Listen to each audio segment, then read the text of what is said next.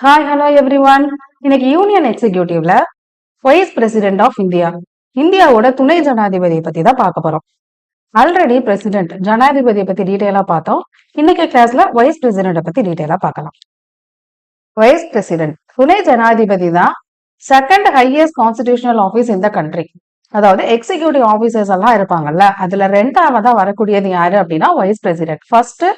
First யாரு? President. ரெண்டாவது vice president. மூணாவது பிரைம் மினிஸ்டர்.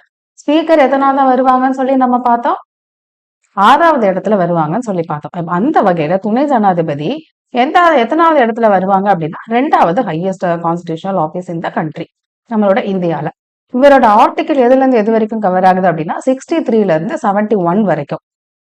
ஆக்சுவலி நம்ம பார்ட்ஸ் படிக்கும் போது 63ல இருந்து 73 வரைக்கும் அப்படின்னு சொல்லி பார்த்திருப்போம். இதுல 72 அப்படிங்கிறது பிரசிடென்ட்டோட மன்னிப்பு அதிகாரத்தை பத்தி சொல்லியிருப்பாங்க. 73 வந்து யூனியனோட பவரை வந்து இன்னும் எக்ஸ்டெண்ட் பண்றதை பத்தி 73ல சொல்லியிருப்பாங்க. எக்ஸாக்டா வைஸ் பிரசிடென்ட் பத்தி சொல்லக்கூடிய ஆர்டிகல் அப்படிங்கிறது 63ல இருந்து 71 வரைக்கும். ஓகே, இப்ப இந்த வைஸ் பிரசிடென்ட் அப்படிங்கிறது எந்த கண்ட்ரியோட மாடலை பேஸ் பண்ணி அப்படியே நம்ம இம்ப்ளிமெண்ட் பண்றோம் அப்படின்னா யூஎஸ்ஏ. இது ரொம்ப இம்பார்ட்டன்டான ஒரு கொஸ்டின். அப்போ யூஎஸோட வைஸ் பிரசிடென்ட்டோட அதே மாடலை ஃபாலோ பண்ணி தான் நம்மளோட கண்ட்ரிலையும் நம்ம அதே துணை ஜனாதிபதியை அப்படியே ஃபாலோ பண்றோம். அங்க என்னென்ன ரூல்லாம் இருக்கோ அதே மாடல்ல இங்கேயும் நம்ம வச்சிருக்கோம். ஓகே, இப்போ ஆர்டிகல் 63 ஒவ்வொரு ஆர்டிகிளா டீட்டெயிலா பார்க்கலாம். ஆர்டிகல் 63ல என்ன சொல்லியிருக்காங்க? There shall be a vice president of India. இந்தியாவில் ஒரு துணை ஜனாதிபதி இருப்பார் அப்படின்னு கான்ஸ்டிடியூஷன்ல சொல்லியிருக்காங்க. அப்படின்னா என்ன அர்த்தம்? கண்டிப்பா நம்மளோட கண்ட்ரியில துணை ஜனாதிபதி அப்படிங்கிற ஒருத்தங்க இருக்கணும். அததான் ஆர்டிகல் 63ல மீன் பண்றாங்க. Next article 64. இப்ப இந்த வைஸ் பிரசிடென்டா இருக்கவங்க ஆட்டோமேட்டிக்கா ராஜ்யசபாவோட சேர்மனா மாறிடுவாங்க. இததான் ஆர்டிகல் 64ல சொல்லியிருக்காங்க. வேற எந்த விதமான ஆபீஸ் ஆஃப் ப்ராஃபிட்டையும் அவங்க ஹோல்டு பண்ணக்கூடாது. அதாவது லாபகரமான பதவி எதுவுமே அவங்க வந்து வகிக்க கூடாது அப்படிங்கிறது ஆர்டிகல் 64. அடுத்து 65. அதாவது 2 சிச்சுவேஷன்ல இவர் வந்து பிரசிடென்ட்டா ஆக்ட் பண்ணுவாங்க. எப்பெல்லாம் அப்படின்னா, ஒன்னு பிரசிடென்ட்டோட ஆபீஸ் வந்து வேக்கண்ட் ஆயிடுச்சு அப்படின்னா, என்ன காரணத்துக்காக வேக்கண்ட் ஆகும்? ஒன்னு அவர் இறந்து போனாலோ இல்ல ரெசிக்னேஷன் லெட்டரை கொடுத்தாலோ ரிமூவ் பண்ணாங்க அப்படின்னா அவரோட ஆபீஸ் அப்படிங்கிறது வேக்கண்ட் ஆயிரும். அப்படி வேக்கண்ட் ஆச்சு அப்படின்னா வைஸ் பிரசிடென்ட் துணை ஜனாதிபதி தான் என்னவா இருப்பாங்க? பிரசிடென்ட்டா ஆக்ட் பண்ணுவாங்க. எது வரைக்கும்? அடுத்து நியூ பிரசிடென்ட் வர வரைக்கும். அதே மாதிரி temporary inability of the president, அதாவது கொஞ்ச காலத்துக்கு ஏதோ ஒரு உடம்பு சரியில்லாம கொஞ்ச காலத்துக்கு அவர் விடுப்பு எடுத்திருக்காரு அப்படின்னா அப்ப என்ன பண்ணுவாங்க? அந்த பிரசிடென்ட்ட எப்போ அவர் எப்போ வந்து எவ்வளவு நாள் லீவ்ல இருக்காங்களோ அது வரைக்கும் அவர் பிரசிடென்ட்டா ஆக்ட் பண்ணுவாரு. அவர் வந்ததுக்கு அப்புறம் மறுபடியும் அவர் ராஜ்யசபாவோட சேர்மனா ஆக்ட் பண்ண ஆரம்பிப்பாங்க. அப்ப அவர் பிரசிடென்ட்டா இருக்கும்போது வைஸ் பிரசிடென்ட் எந்த விதமான ஃபங்க்ஷன்ல ஈடுபட மாட்டாங்க. ராஜ்யசபா சேர்மனா இருப்பாங்கல்ல, அதுக்கான ஆக்டிவிட்டிஸ் எதையுமே பண்ண மாட்டாங்க. கம்ப்ளீட்டா பிரசிடென்ட்டுக்கான ரோல் மட்டும்தான் பிளே பண்ணுவாங்க. இந்த காலகட்டத்துல பிரசிடென்ட்டுக்கான எல்லா பவரும் இவங்களுக்கு இருக்கும். இதுதான் இந்த பாக்ஸ்ல கொடுத்திருக்காங்க. இது அப்படியே நம்ம தமிழையும் பார்க்கலாம். ஜனாதிபதி பதவி வந்து காலி ஆயிடுச்சு அப்படின்னா துணைத் தலைவர் தான் ஜனாதிபதியா செயல்படுவாங்க. எது வரைக்கும்? புதுசா ஒரு ஜனாதிபதி தேர்ந்தெடுக்கிற வரைக்கும். இப்ப தற்காலிகமா ஜனாதிபதியால வர முடியல அப்படின்னா எப்ப அவரால் திரும்பி வர முடியுமோ அது வரைக்கும் இவர் வந்து ஜனாதிபதியா தொடர்வாரு. ஜனாதிபதியா இருக்கும்போது துணை ஜனாதிபதிய பொறுப்புக்கான எந்த வேலையுமே அவர் பார்க்க மாட்டார். கம்ப்ளீட்டா ஜனாதிபதிக்கான ரோல் மட்டும்தான் பிளே பண்ணுவாரு. அதே மாதிரி அவர் குடியரசுத் தலைவரா இருக்கும்போது அவருக்கு குடியரசுத் தலைவருக்கான என்னென்ன அதிகாரங்கள் எல்லாம் இருக்குமோ அதே அதிகாரம் அவருக்கும் இருக்கும். இததான் ஆர்டிகல் 65ல சொல்லியிருக்காங்க. அடுத்த ஆர்டிகல் 66 எலெக்ஷன் எப்படி கண்டக்ட் பண்ணுவாங்க அப்படிங்கறத கொடுத்திருக்காங்க. இது ரொம்ப இம்பார்ட்டன்ட். ஃபர்ஸ்ட் எலக்டோரல் காலேஜ்ல யார் யாரெல்லாம் இருக்கிறாங்க அப்படிங்கறத நம்ம ரொம்ப முக்கியமா நோட் பண்ண வேண்டியது. பிரசிடென்ட்டை பார்க்கும்போது யார் யாரெல்லாம் அதுல இருந்தாங்க? எலெக்டட் மெம்பர்ஸ் மட்டும்தான் இருந்திருப்பாங்க, நாமினேட்டட் மெம்பர்ஸ் இருந்திருக்க மாட்டாங்க. ஆனா இங்க வைஸ் பிரசிடென்ட் எலெக்ஷன்ல எலெக்டட் மெம்பர்ஸும் இருப்பாங்க, நாமினேட்டட் மெம்பர்ஸும் இருப்பாங்க. ஆனா பார்லிமெண்ட்ல உள்ளவங்க மட்டும்தான் இருப்பாங்க, ஸ்டேட் லெஜிஸ்லேட்டர் இருக்கவங்க இருக்க மாட்டாங்க. ஆனா அங்க பிரசிடென்ட்டோட எலெக்ஷன்ல ஸ்டேட் லெஜிஸ்லேட்டரும் இருப்பாங்க, பார்லிமெண்ட்ல உள்ளவங்களும் இருப்பாங்க. ஆனா எலெக்டட் மெம்பர்ஸ் மட்டும்தான் இருப்பாங்க. ஆனா வைஸ் பிரசிடென்ட்டை பொறுத்த வரைக்கும் எலெக்டட் மெம்பர்ஸ் இருப்பாங்க, நாமினேட்டட் மெம்பர்ஸ் இருப்பாங்க, பார்லிமெண்ட்ல இருக்கிறவங்க மட்டும்தான் இருப்பாங்க, ஸ்டேட் லெஜிஸ்லேட்டர் இருக்கவங்க இருக்க மாட்டாங்க. இது அப்படியே நம்ம தமிழ்லையும் பார்த்துடலாம். அப்ப நாடாளுமன்றத்துல இரு அவைகளிலும் தேர்ந்தெடுக்கப்பட்ட மற்றும் நியமன உறுப்பினர்கள் இருப்பாங்க. ஆனா மாநில சட்டமன்றங்கள் இந்த தேர்தல்ல பங்கேற்க மாட்டாங்க. குடியரசுத் தலைவரை பொறுத்த வரைக்கும் மக்களவை மாநிலங்களவை இருக்கக்கூடிய உறுப்பினர்கள் இருப்பாங்க. ஆனா தேர்ந்தெடுக்கப்பட்ட உறுப்பினர்கள் மட்டும்தான் இருப்பாங்க. அதே மாதிரி மாநில சட்டமன்றங்களில் தேர்ந்தெடுக்கப்பட்ட உறுப்பினர்களும் இருப்பாங்க. இதுதான் ரெண்டுக்குமான வித்தியாசம். இதோட தேர்தல் முறை அப்படிங்கிறது single transferable vote, proportional representation by means of single transferable vote. அதாவது ஒற்றை மாற்றத்துக்கு வாக்கு முறை மூலம் விகிதாச்சார பிரதிநிதித்துவத்தால் நடத்தப்படுகிறது. இது ரகசிய வாக்கெடுப்பு மூலம் நடைபெறும். சீக்ரெட் பேலட்னு சொல்லுவாங்கல்ல, அதுபடி ஓட் அப்படிங்கிறது நடக்கும். நம்ம அங்க பிரசிடென்ட்டுக்கு எப்படி ஒவ்வொரு எம்பிக்கும் ஒவ்வொரு எம்எல்ஏக்கும் ஒரு வேல்யூ கண்டுபிடிச்சோம், இங்க அந்த மாதிரி எல்லாம் கிடையாது. ஒவ்வொருத்தவங்களுக்கும் ஒரு ஓட்டு தான். ஒரு எம்பி ஓட்டு போடுறாங்கன்னா அவங்களுக்கு ஒரு ஓட்டு தான் அது கணக்கா எடுத்துப்பாங்க. இதுதான் election of the vice president of India. Next இது ரொம்ப இம்பார்ட்டன்ட்.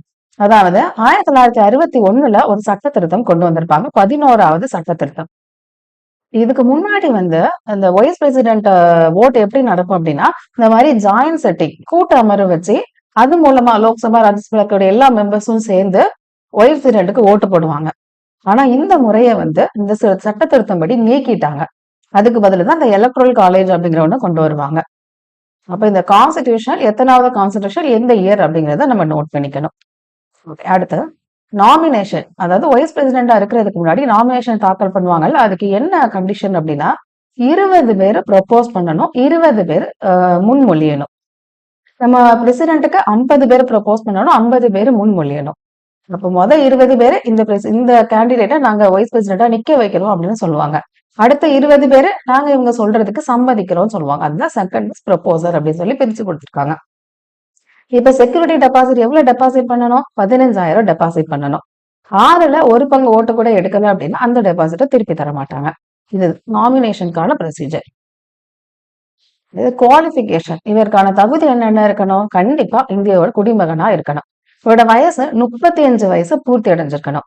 ராஜ்யசபாவோட உறுப்பினரா தேர்ந்தெடுக்கிறதுக்கு என்னென்ன தகுதி இருக்கோ அதெல்லாம் இவருக்கு இருக்கணும். இது பிரசிடென்ட்டுக்கு நம்ம என்ன பார்த்தோம்? லோக்சபாவோட மெம்பர்ஸா இருக்கிறதுக்கான குவாலிபிகேஷன் அவருக்கு இருக்கணும்னு பார்த்தோம். அதே மாதிரி இவருக்கு என்ன இருக்கணும்? ராஜ்யசபாவோட மெம்பர்ஸ்க்கு என்னென்ன குவாலிபிகேஷன் இருக்கணும் அது எல்லாமே இவருக்கு இருக்கணும். அடுத்து ஆதாயம் அளிக்கும் பதவியை வகிக்க கூடாது. எந்த ஒரு ஆதாயம் அளிக்கக்கூடிய பகுதியும் இவர் வகிக்க கூடாது. இந்த 4 கண்டிஷன் தான் இவர் வைஸ் பிரசிடென்டா நிக்கிறதுக்கான தகுதி. நெக்ஸ்ட் ஆர்டிகல் 67ல துணை ஜனாதிபதி வைஸ் பிரசிடென்டோட டேம் எவ்வளவு காலம் அவர் பதவியில இருக்கலாம் அப்படிங்கறத பத்தி தான் கொடுத்திருக்காங்க. யூஸ்வலா எந்த பிரச்சனையும் இல்லை அப்படின்னா அவர் 5 வருஷம் அந்த பதவியில இருக்கலாம். இடையில ரிசைன் பண்ணணும்னு நினைச்சாரு அப்படின்னா பிரசிடென்ட் கிட்ட ரெசிக்னேஷன் லெட்டரை கொடுக்கணும். இப்ப தமிழையும் சேர்த்து பார்த்துடலாம். 5 வருஷம் எந்த பிரச்சனையும் இல்லைன்னா அவர் இருந்துக்கலாம். இல்ல அவர் இடையில ராஜினாமா பண்ணணும் அப்படின்னு நினைச்சாருன்னா எழுத்துப்பூர்வமா ராஜினாமா கடிதத்தை ஜனாதிபதி கிட்ட அவர் கொடுக்கணும். இல்ல அவர் ஏதாவது தப்பு பண்ணாரு அப்படின்னா அவரை பதவி நீக்கிறதுக்கோ ஒரு சில ப்ரொசீஜர் எல்லாம் இதுல கொடுத்திருக்காங்க. இதை யாரு ஃபர்ஸ்ட் இனிஷியேட் பண்ணுவாங்க அப்படின்னா ராஜ்யசபால தான் இனிஷியேட் பண்ணுவாங்க. அதுல எவ்வளவு பெரும்பான்மையை நிரூபிக்கணும், அதாவது எஃபெக்டிவ் மெஜாரிட்டின்னு சொல்லுவாங்கல்ல, அதை நிரூபிக்கணும். அந்த ரெசல்யூஷன் பாஸ் பண்ணணும். அதே இது லோக்சபாவை பொறுத்த வரைக்கும் சிம்பிள் மெஜாரிட்டி பாஸ் பண்ணா போதும். எதுலதான் இனிஷியேட் பண்ணுவாங்க? ராஜ்யசபால தான் ஃபர்ஸ்ட் இனிஷியேட் பண்ணுவாங்க. இதே இது நம்ம பிரசிடென்ட்டுக்கு என்ன பார்த்தோம்? எந்த ஹவுஸ்னாலும் இனிஷியேட் பண்ணிப்பாங்க. 2 ஹவுஸ்லயுமே எஃபெக்டிவ் மெஜாரிட்டி அப்படிங்கறத பாஸ் பண்ணணும். ஆனா வைஸ் பிரசிடென்ட் துணை ஜனாதிபதியை பொறுத்த வரைக்கும் ராஜ்யசபால தான் இனிஷியேட் பண்ணுவாங்க, எஃபெக்டிவ் மெஜாரிட்டியோட பாஸ் பண்ணணும். லோக்சபால சிம்பிள் மெஜாரிட்டியோட பாஸ் பண்ணா போதும். அதாவது என்ன சொல்றாங்க தமிழ்ல பார்த்தோம் அப்படின்னா, ராஜ்யசபால அந்த மொத்த உறுப்பினர்கள் பெரும்பான்மையினரால் என்ன பண்ணும், அதை நிறைவேற்றணும். லோக்சபா அதை அப்படியே ஒத்துக்கிட்டு சிம்பிள் மெஜாரிட்டி எவ்வளவு பேர் இருக்கிறாங்களோ அதுல பாதி பேர் ஓட் பண்ணா போதும். அதுதான் சிம்பிள் மெஜாரிட்டி அப்படிங்கிறது. இந்த பெரும்பான்மையோட லோக்சபால பாஸ் பண்ணுவாங்க. ஆனா இத பாஸ் பண்றதுக்கு முன்னாடி குறைஞ்சது 14 நாளைக்கு முன்னாடியாவது நோட்டீஸ் அப்படிங்கிறத கொடுத்திருக்கணும். இது அவரை நீக்கிறதுக்கான வழிமுறைகள். இப்ப இது எல்லாமே 5 வருஷத்துக்கு முன்னாடியே முடியக்கூடியது. அப்ப 5 வருஷத்துக்கு மேல எப்பயாவது நீட்டிக்கலாமா அப்படின்னா அதாவது அவரோட 5 வருஷம் பதவிக்காலம் முடிஞ்சு அடுத்த வைஸ் பிரசிடென்ட் வந்து எலெக்ஷன் கண்டக்ட் பண்ணி அப்பாயிண்ட் பண்ணுவாங்கல்ல, அது வரைக்கும் இவர் வந்து வைஸ் பிரசிடென்டா இருந்துக்கலாம் அப்படிங்கிறதையும் கொடுத்திருக்காங்க. அப்ப இவரோட பதவிக்காலம் பத்தி உங்களுக்கு தெளிவா புரிஞ்சிருக்கும். அடுத்து ஆர்டிகல் 68. ஆர்டிகல் 68ல என்ன சொல்லியிருக்காங்க அப்படின்னா, வைஸ் பிரசிடென்டோட பதவி காலி ஆனதும் எலெக்ஷன் மூலமா அதை வந்து ஃபில் பண்ணணும் அப்படிங்கறத சொல்றாங்க. அப்போ வைஸ் பிரசிடென்ட் பதவி காலி ஆயிடுச்சு அப்படின்னா எவ்வளவு சீக்கிரமா எலெக்ஷன் கண்டக்ட் பண்ண முடியுமோ அவ்வளவு சீக்கிரமா எலெக்ஷன் கண்டக்ட் பண்ணி அடுத்த வைஸ் பிரசிடென்ட்டை எலெக்ட் பண்ணிடுவாங்க. அதே மாதிரி இப்ப யார் ஒருத்தவங்க வைஸ் பிரசிடென்டா எலெக்ட் பண்றாங்களோ அவங்க அடுத்த 5 வருஷத்துக்கு தொடருவாங்க. இப்ப பிரசிடென்ட் எல்லாம் பார்த்தோம் அப்படின்னா ஜனாதிபதியை பொறுத்த வரைக்கும் இப்ப 5 வருஷத்துல 3வது வருஷம் தான் ஒருத்தவங்க புது பிரசிடென்டா எலெக்ட் ஆகுறாங்க அப்படின்னா மிச்சம் 2 வருஷம் தான் அவங்க பிரசிடென்டா இருக்க முடியும். ஆனா வைஸ் பிரசிடென்ட பொறுத்த வரைக்கும் இப்ப 4வது வருஷம் முடிஞ்சு 5வது வருஷம் தான் ஒருத்தவங்க வைஸ் பிரசிடென்டா புதுசா எலெக்ட் ஆகுறாங்க அப்படின்னா அவங்க அடுத்த 5 வருஷம் அவங்கதான் வைஸ் பிரசிடென்டா இருப்பாங்க. இது வந்து ரொம்ப முக்கியமான பாயிண்ட். பிரசிடென்ட் மாதிரி இங்கேயும் நம்ம போற்றக்கூடாது, ரொம்ப கவனமா இருக்கணும் இதுல. இப்ப தமிழ்லையும் பார்த்துடலாம். துணை ஜனாதிபதி பதவி காலியான உடனே எவ்வளவு சீக்கிரமா தேர்தல் நடத்த முடியுமோ அவ்வளவு சீக்கிரமா தேர்தல் நடத்தி அவங்கள எலெக்ட் பண்ணிடணும். இப்ப புதுசா தேர்ந்தெடுக்கப்பட்ட அந்த துணை ஜனாதிபதி முழுசா 5 ஆண்டுகள் வந்து பதவியில இருப்பாங்க. இதுதான் ஆர்டிகல் 68ல சொல்லியிருக்காங்க. Next article 69. அதாவது ஓத் உறுதிமொழி எடுப்பாங்கல்ல, அதை பத்தி தான் சொல்லியிருப்பாங்க. அப்ப அவர் ஆபீஸ்ல நுழையறதுக்கு முன்னாடி, அதாவது வைஸ் பிரசிடென்டா சார்ஜ் எடுக்கிறதுக்கு முன்னாடி கண்டிப்பா உறுதிமொழி அப்படிங்கறத எடுக்கணும். யாரு முன்னாடி எடுப்பாங்க? பிரசிடென்ட் முன்னாடி தான் எடுப்பாங்க. பிரசிடென்ட் யாரு முன்னாடி பதவி பிரமாணம் எடுப்பாங்க? சீஃப் ஜஸ்டிஸ் ஆஃப் இந்தியா முன்னாடி எடுப்பாங்க. அப்ப இவர் உறுதிமொழியில என்னென்னலாம் சொல்றாங்க அப்படின்னா, bear true faith and allegiance to the Constitution of India. இந்திய அரசியலமைப்பிற்கு உண்மையான நம்பிக்கையும் விசுவாசமும் கொண்டிருப்பேன் அப்படின்னு சொல்றாங்க. அடுத்து faithfully discharge the duties of the office. துணை குடியரசுத் தலைவர் என்ற பதவியின் கடமைகளை நியாயமாகவும் நேர்மையாகவும் நிறைவேற்றுவேன் அப்படிங்கிற உறுதிமொழி எடுத்துட்டு தான் யாரு முன்னாடி? குடியரசுத் தலைவர் முன்னாடி உறுதிமொழி எடுத்துட்டு தான் அவர் வைஸ் பிரசிடென்ட் அவரோட பணியை தொடங்குறாரு. இதான் ஆர்டிகல் 69ல சொல்லியிருக்காங்க.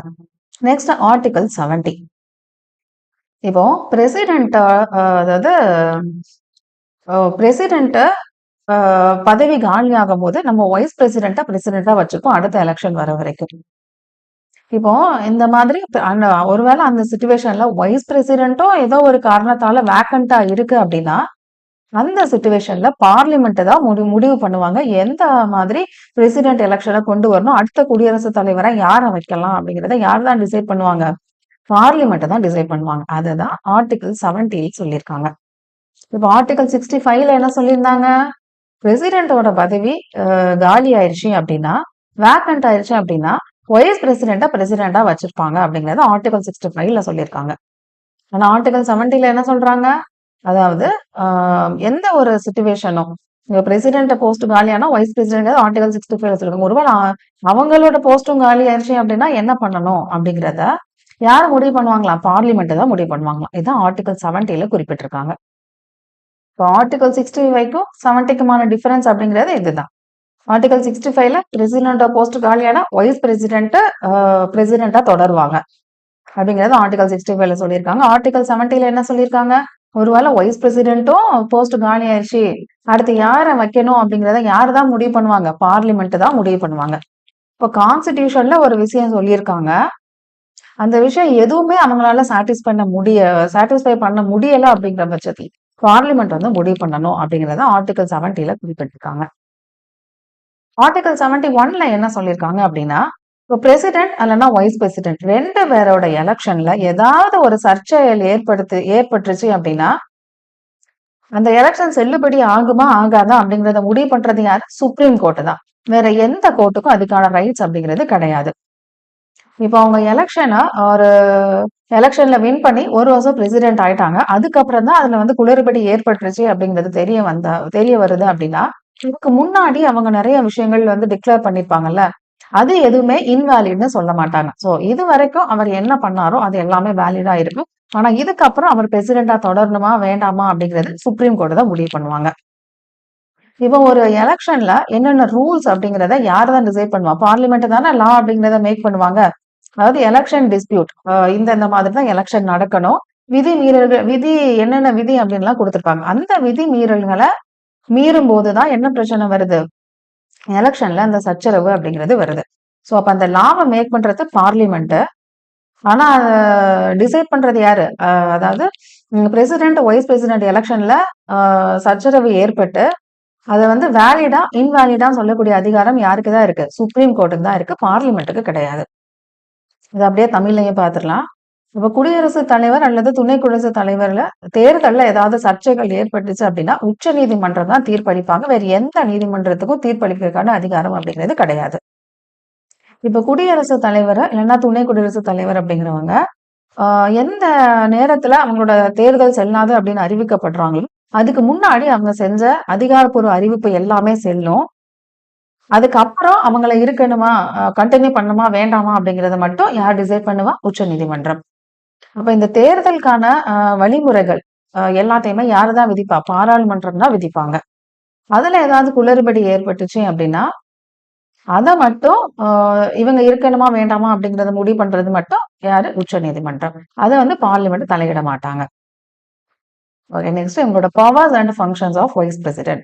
இவர் வந்து வைஸ் பிரசிடென்ட் அப்படிங்கிறவங்க துணை ஜனாதிபதி, பதவி காரணமாக மாநிலங்களின் தலைவர் ஆவார். அப்ப எக்ஸ் ஆபீஸோ சேர்மன், அதாவது பதவி காரணமாக அவர் வந்து மாநிலங்களோட தலைவர் ஆவார்.